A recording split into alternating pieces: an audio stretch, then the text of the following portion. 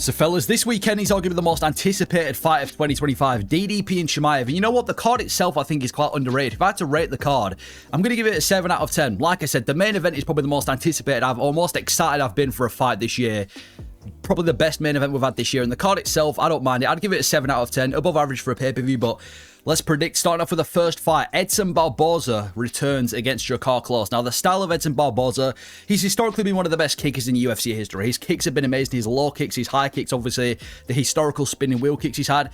Super explosive with everything he threw. Now, he does lack the wrestling. He's now way past his prime. Obviously, I think this is probably going to be his last fight, or at least it should be his last fight. And he's historically kind of lacked the wrestling throughout his career. On his way out, but again, was in his prime, one of the best kickboxers in the UFC. Drakkar Klose is an absolute dog who always ends up in brawls. He's quite a fun guy, unranked at 155, like a lot of these unranked 155ers are, always in brawls. He does look to grapple a lot more, though, in recent times, I'd say. Even though he is more well-rounded, he tends to be more of a grappler, if anything. That tends to be more of his style now.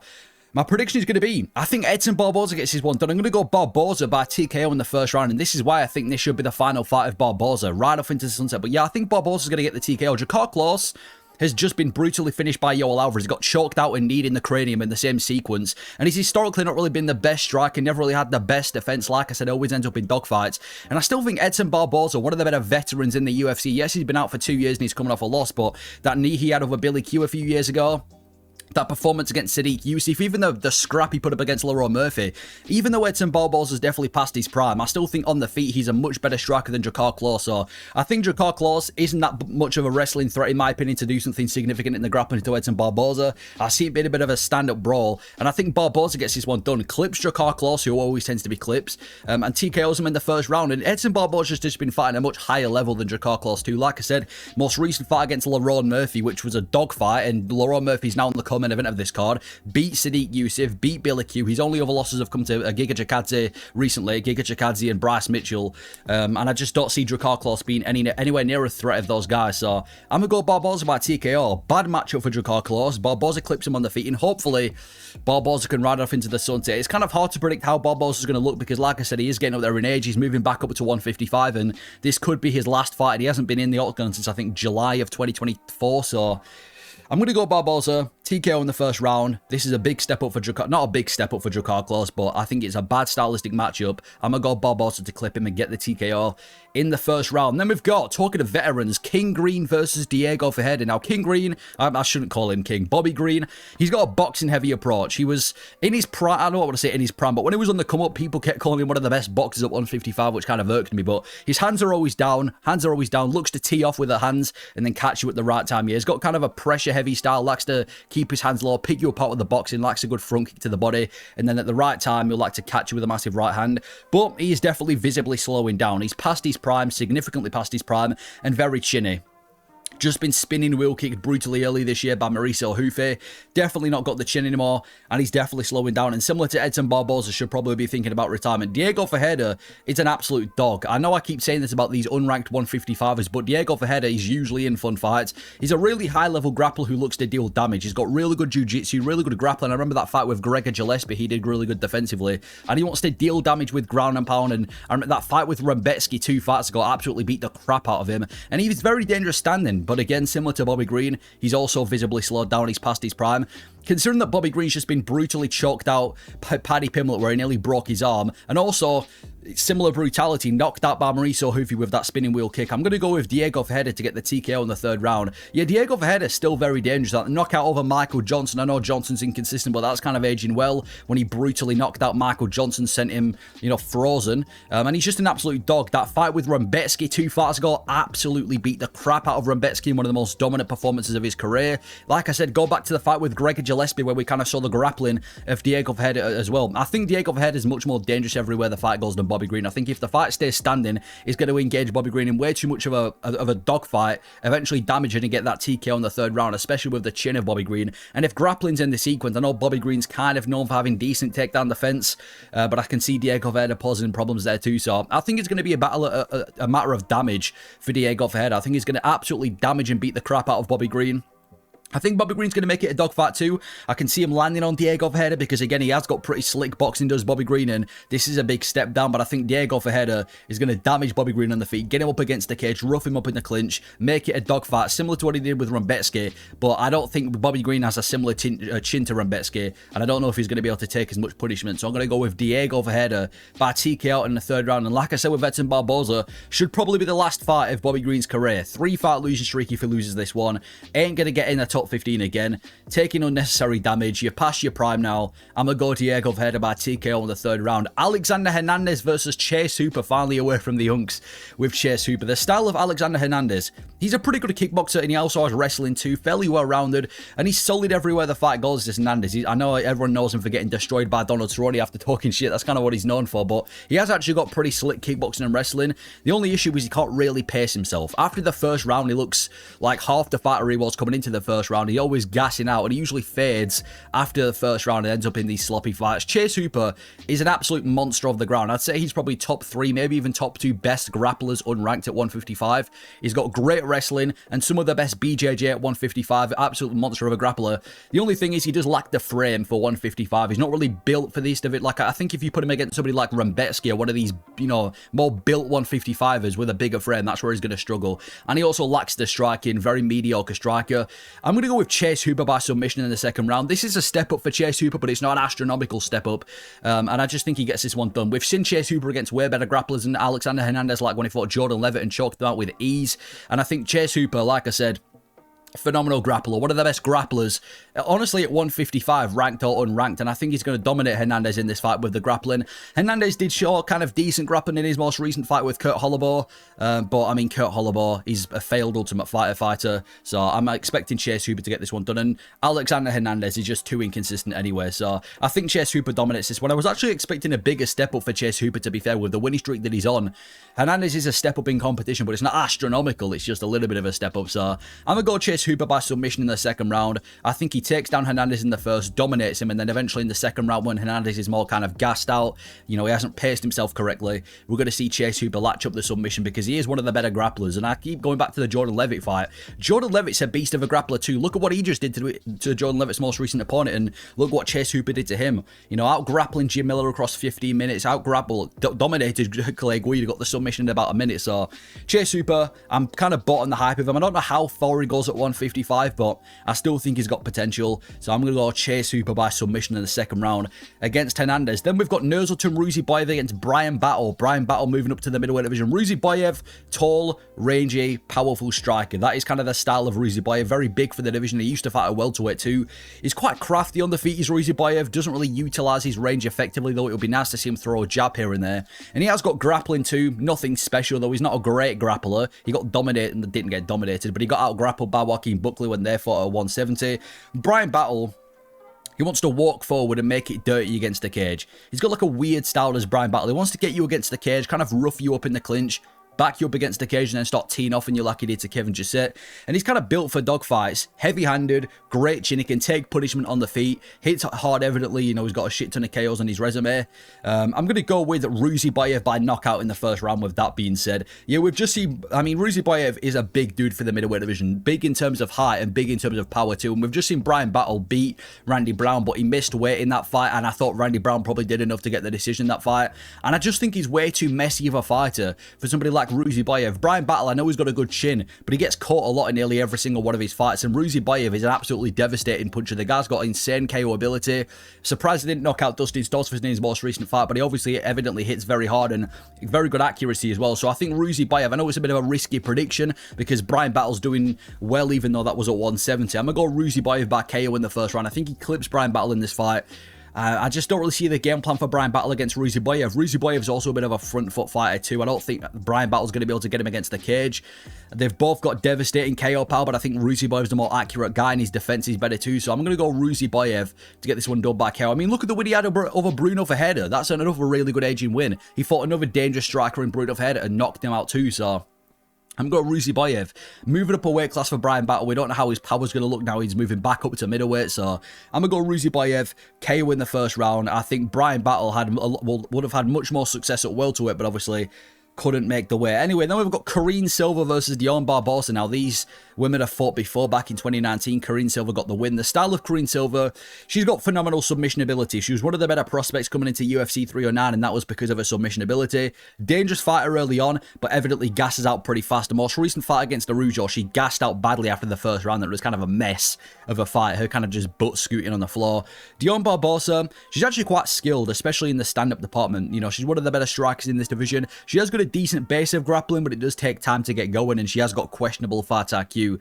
I'm going to go with Karine Silva to win this one by decision. Yeah, Karine Silva, even though she did take a bit of a bad loss to Araujo, I'm still bought on the grappling of Karine Silva. She's a great grappler. Her BJJ and her submission ability is some of the best in the division, and I think coming into this fight, hopefully she's learned a lot from the loss, and especially being in at short notice for Dione Barboza, I think Karine Silva gets this one done by a pretty dominant decision, and the fact that she's beat Dione Barboza before, we've seen this fight before, she won the fight decision, so I'm going to go Karine Silva. Probably just beats Dione Barboza in the grappling. Barboza isn't necessarily a great grappler. She has got decent stand-up, but I think you've got to have... I don't know. I'm just going to go Karine Silva by decision. Beats her with the grappling, and it's on short notice for Dione Barboza, and she's been built before. And we've seen Dione Barboza struggle in the Maverick fight too with the grappling too, so I'm going to go Karine Silva by decision. Gerald Meerschaert versus Michal Oleksiejzuck.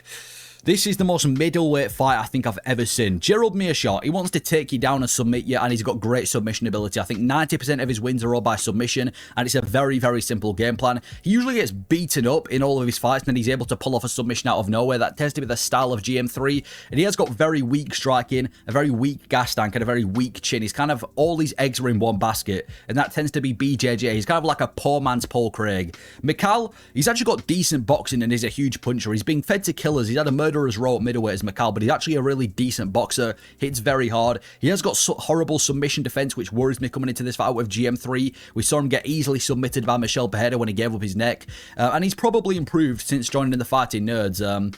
So, this fight is going to go one of two ways. Michal easily clips GM3 in the first round, makes him look like a completely different level, or GM3 takes punishment and then manages to find a submission at some point in the fight. There's no in between. It's either KO Michal, submission GM3, but I'm going to go on the side of Michal. I'm going to say Michal Oleksiejzuck get this one done by KO in the first round. Yeah, he's now with the Fighting Nerds, is Michal, and since joining the Fighting Nerds, he just knocked out Dricus. And GM3 is just too goofy on the feet. I mean, the guy got pieced up and dropped by Hernandez, who isn't known for his insane striking, and he gets caught way too often for my liking. Does GM3 going against Michal, who, like I said, is a power puncher. I mean, look at his most recent losses. Shara Magomedov, one of the best middleweight prospects. Michal Ferreira, he was in the top 15. Kevin Holland, inconsistent fighter, but got the submission over him. And he beat, you know, the likes of Chidin Oshkwani as well as Michal. He's got decent power punching. Just knocked out Dricus Damas since joining the Fighting Nerd, so I think he's going to keep this fight standing and clip a GM3 pretty early on. I'm worried about the submission ability of Michal. I mean, if you're getting submitted by Kevin Holland, it's not the best look, even though Kevin Holland does have, you know, crafty submission ability. But I think Michal gets this one done. KO in the first round. But if not, it's going to be a GM3 submission. No two ways about it. Then we've got Jessica Andrade versus Lupita Godinez. The style of Jessica Andrade, she's pretty dangerous on the feet for a woman MMA fighter. Evidently hits quite hard. Always comes to scrap. I think Jessica Andrade is one of the fan favourites when it comes to women MMA, because usually she is involved in a scrap. I remember that fight with Mackenzie Dern at 295 was just an amazing fight. And she usually has decent BJJ, but she has been struggling with the grappling recently. It seems like her heart, or her head, should I say, isn't really in the game anymore. Lupita Godinez, quite a fun wrestler, very active on the ground. Her most recent fight at UFC Mexico against Julia Pilastri was one of the best fights on the card. You know, I remember she powerbombed her in that fight, ended up being a dogfight, and she is a dog, but she can get caught on the feet. She isn't one of the best strikers. I'm going to go with Lupita Godinez to win this one by decision, though. We've recently seen Jessica Andrade struggle with the wrestling a lot. She got easily manhandled by Jasmine Giudovicius and finished in the first round at UFC 315. We've seen her get dominated against the likes of Tatiana Suarez, and it seems like when you put these heavy wrestlers against Jessica Andrade, she doesn't really tend to do well. And Lupita Godinez is coming off a career best performance, powerbombing Julia Pilastri, looked really good for the first two rounds, and you know, she's historically a good wrestler too, and I feel like she's finally found her kind of flaw with the wrestling as Lupita Godinez, because before I feel like Lupita was kind of, she didn't really trust her own wrestling. I feel like she started trusting it a bit more now, and she started seeing a bit more success. So I'm going to go Lupita Godinez by decision. I think she wins the first two pretty dominantly with the wrestling, takes down Jessica Andrade, keeps her down, and just controls her for the first two rounds, makes it fun. And then I can see it being a bit of a dogfight later on where Jessica starts tagging her on the feet, lighting her up on the feet, maybe even drops Lupita Godinez. But I think this is going to be quite a fun fight for an MMA standards, but I'm going to go with Lupita Godinez by decision. beats him with the wrestling. Jessica Andrade is losing momentum, losing via grappling. Lupita Godinez, good wrestler in herself. I'm going Lupita Godinez by decision, but it should be a fun fight. They're both usually in dogfights. They've both got a bit of a well-rounded-ish style, even though they both obviously excel at one area. But I think Lupita Godinez gets this one done by decision. Tim Elliott versus Kai Asakura. The style of Tim Elliott. Tim Elliott's a really good grappler. He has got elite BJJ. His submission ability tends to be his biggest kind of strength. And he's also tough as nails for I think he's 41 years old or 38. He's getting up there in age. He's tough as nails. Very scrappy style on the feet, but he has got very poor fight IQ, which has always kind of been the weakness of Tim Elliott. Now, Kai Asakura, everybody knows Kai Asakura, a dangerous, dynamic striker, and he's really big for 125. Remember the face-off he had with Pantoja? He was towering over him, but yeah, he's dangerous, dynamic, big puncher for 125. Very quick as well is Kai Asakura, one of the most dangerous strikers at 125. But he just seemed to lack the grappling. I'm not just saying that over a fight with Pantoja, but he didn't really grapple too much in Rizin, and he just got obviously submitted easily by Pantoja too. Yeah, the size of Kai Asakura I think is going to be the biggest strength in this fight, because look at the size of this dude at 125. I'm still like surprised this guy can make weight. He was towering over Pantoja in that fight, and he actually nearly clipped him with that flying knee. And I'm going to go with Kai Asakura by KO in the first round. Yeah, Tim Elliott, the guy's 38 years old for a flyweight, which, I mean, 38 years old in MMA is one thing. 38 years old in the flyweight division is a whole nother thing. And he hasn't fought since December of 2023. Now, to be fair, he won that fight, but it was against Suma Daji. Hasn't really aged too well. Kai Asakura, even in that short fight he had with Pantoja, he looked pretty dangerous. Nearly clipped him with the flying knee, was winning the striking exchanges. He looked rapid in that fight. And if you put him against somebody who doesn't have the grappling pedigree, or even just the style of Pantoja, I can see him doing well. And obviously, historically in Rizin, he's been a dangerous dude. And it's not like he's fighting bums in Rizin. He's beat Manel Cat before. He beat Horiguchi. He's been fighting some of the best names at 125 outside of the UFC too. So I'm expecting Kai Asakura to get this one done. I think he's going to knock out Tim Elliott in this fight. Tim Elliott's never really had the best striking defense. He is a bit of a tricky customer for a lot of guys in the flyweight division, but I don't see him posing too much of a threat for Asakura. I think Asakura keeps this fight standing, and he's just going to be a completely different level to Tim Elliott. Much faster, much more powerful, much more dynamic, and I think he's going to knock him out in the first round and get his first UFC win. So I'm going to go Kai Asakura, get the KO in the first round. I feel like they've only thrown Tim Elliott in this fight to kind of build the name of Kai Asakura, so they've got a reason to keep him in the top 15, and they've got a reason to give him somebody in the top 10, but yeah, I just don't see Tim Elliott having success in this fight. I don't think his grappling's at a high level enough to beat Kai Asakura in the ground game. I mean, he can beat him in the ground game, but I don't think he's going to be able to take it there. In terms of striking, 38 years old, inactive for 2 years, never been a great striker, you're getting slept. I'm going to go Kai Asakura by KO in the first round. Carlos Prates versus Geoff Neal. This has obviously been rescheduled. It was supposed to be for what card was this supposed to be on? It was supposed to be on a card a couple of months back. I think it was UFC 314, but it's been rescheduled. Carlos Prates, he's a lanky kickboxer who does a great job at mixing everything together on the feet. Mixing the low kicks with the high kicks, likes a question mark kick here and there, likes throwing in the left hook. Very good at mixing the kickboxing. Extremely powerful. I think he's one of the most powerful dudes at 170 right now. And he does apparently lack the fight IQ. He goes from the gym called the Fighting Nerds, but he fumbled the finish over Ian Gary, which was one of the most frustrating watches of 2025, when he could have finished Ian Gary in that 5th round. Geoff Neal is an amazing boxer with heavy hands. He's one of the best boxers in this division right now. I will say he's a bit of a headhunter though. Doesn't really go to the body, doesn't really land combinations. It's kind of just him swinging and trying to find that one big shot on the feet. And he does usually struggle with technical strikers on the outside. That tends to be a weakness of Geoff Neal.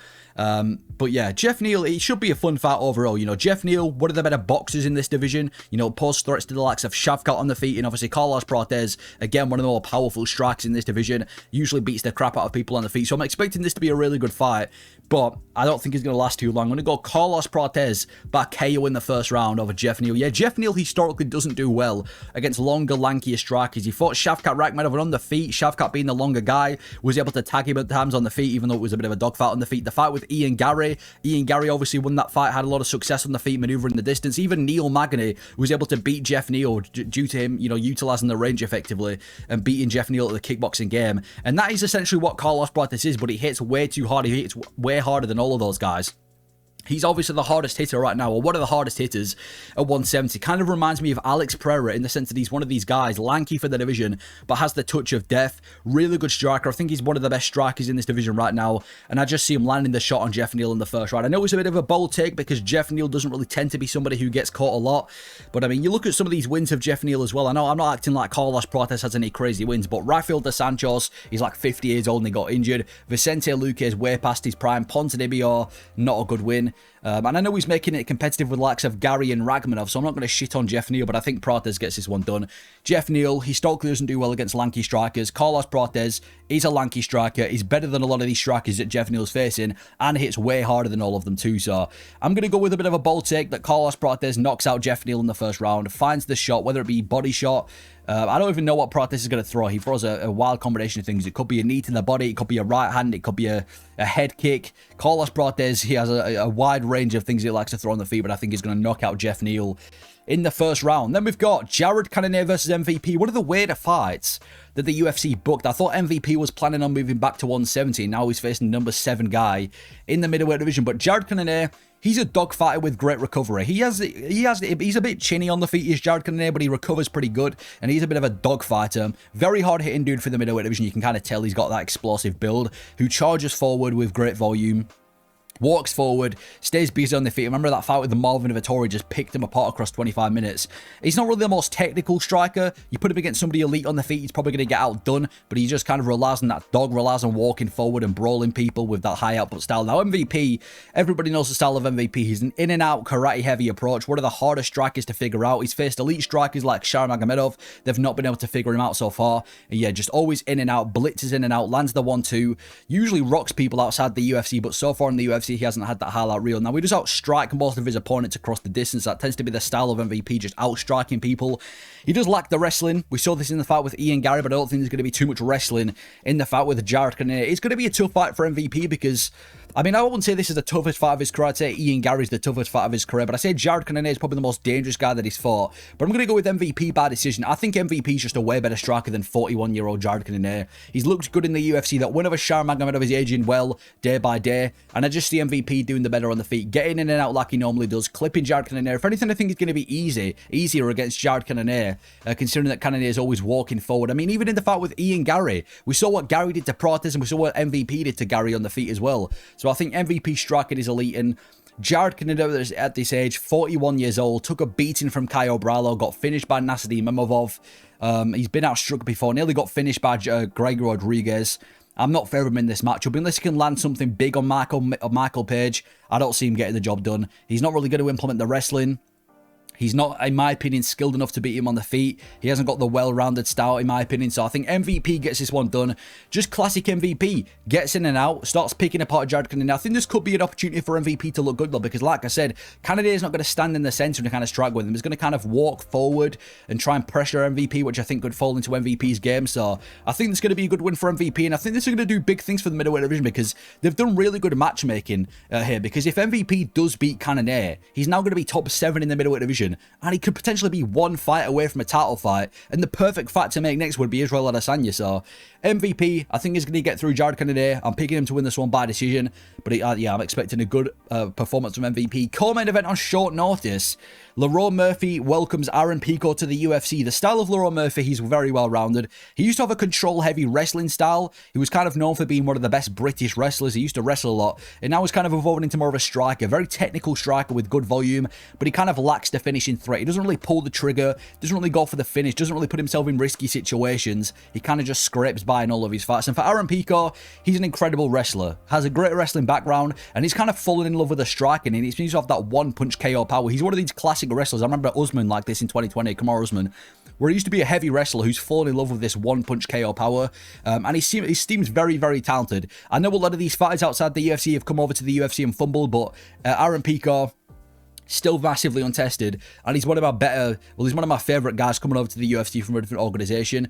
But yeah, Aaron Pico hits like a fucking truck. If you don't know this guy, go watch his highlights. Slumping people out cold. He can wrestle too. He can do pretty much everything for Aaron Pico. Comes from a wrestling background, and it should be fun against Lerone Murphy because, like I said, Lerone Murphy can do everything too. Lerone Murphy can strike. Lerone Murphy can grapple. So it should be a fun fight in the sense that they're both very well rounded. But I think that the thing that separates them is that killer instinct and the danger. So I'm going to go with Aaron Pico by KO in the second round. Yeah, I know we've seen fighters come over to the UFC and fail this year, like Patricio Pitbull, Patchy Mix, Mosaiev, Rizvan Kuniev, even Marcus Bajeka last week, but I think Aaron Pico is going to be the best one. Lerone Murphy, despite being undefeated, he looks very beatable. He nearly got slept out cold by Dan Ige, which doesn't give me hope coming into a fight with Aaron Pico. He scraped the decision against Josh Emmett. Look at his face after facing Edson Barboza as well. He arguably lost to Gabriel Santos too.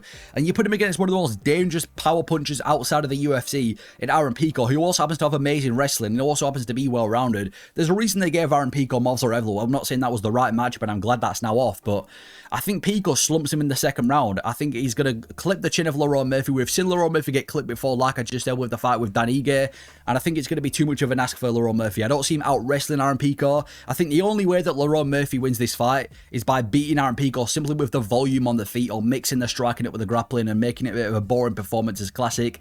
I don't think that's going to happen. I'm a bit hesitant picking these fighters coming over to the UFC, like I just said, but Aaron Pico is probably my favourite one, and I think he's going to do big things in his debut. KO in the second round. I'm going Aaron Pico to knock out Lerone Murphy. Then the main event. I've said this before. I said it in the intro, and I'm going to say it again. This is probably the most anticipated fight, at least for me, of 2025. You cannot get more of a 50-50 fight on the UFC, the best versus the best in the middleweight division, or just in the UFC in general, than DDP and Chimaev. Super looking forward to this fight. DDP style, look out of place, get beaten up, confuse yourself, and win by accident. Khamzat Chimaev style.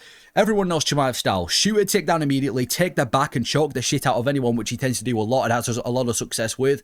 He's probably the most dangerous grappler currently in the UFC. We've got some good grapplers, you know, Islam Makhachev is another good grappler.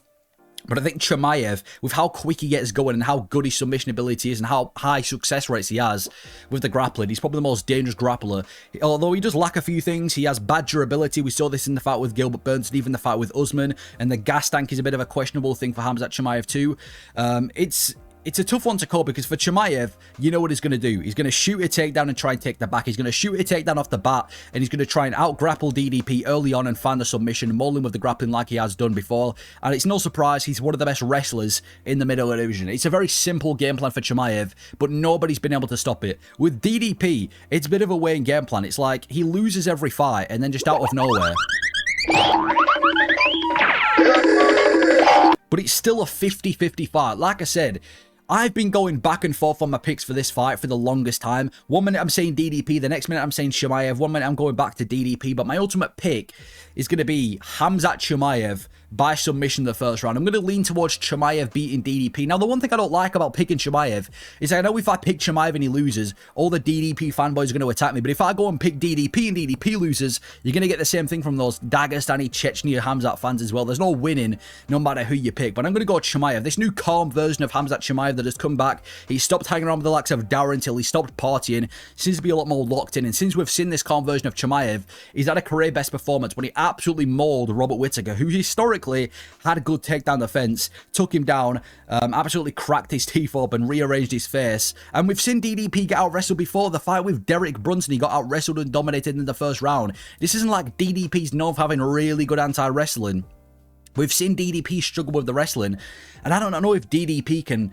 I don't know if Khamzat Chimaev's going to be able to... I don't know if DDP's going to be able to win this one via plot armor. So I'm going to go with Khamzat Chimaev by submission in the first round. Again, there's not too much confidence behind this pick. I could easily see DDP taking him into the later rounds and Looney Tunes his way to a decision. But I think Khamzat Chimaev is the scariest grappler we've seen in the UFC. What he just did to Whittaker, not only what he did to Whittaker, what he did to Kamaru Usman as well. Yes, he arguably lost that fight to Usman, but that first round, we know how good of a wrestler Kamaru Usman is. He 10-8'd Usman in the first round with the wrestling. Easily ragdolled Kevin Holland, easily ragdolled Li Jinliang and every single opponent after that. So I think Khamzat Chimaev gets this one done. We've seen DDP struggle with the wrestling before. This is the first real wrestler he's fought since Derek Brunson, where newsflash, he got dominated in the first round. I'm going to go Chimaev. I mean, he got taken down by Whittaker as well, did DDP. He got taken down by Whittaker in that fight, so I'm going to go Chimaev by submission in the first round. Anyway, if I had to predict bonuses, the first bonus, I think we'll go to Khamzat Chimaev. They are definitely going to give a bonus to whoever wins the main event. They always do. So I think if Chimaev can go out there and get a good finish over DDP to win the belt, especially if he does it in the first round, which is probably going to be his best method of victory,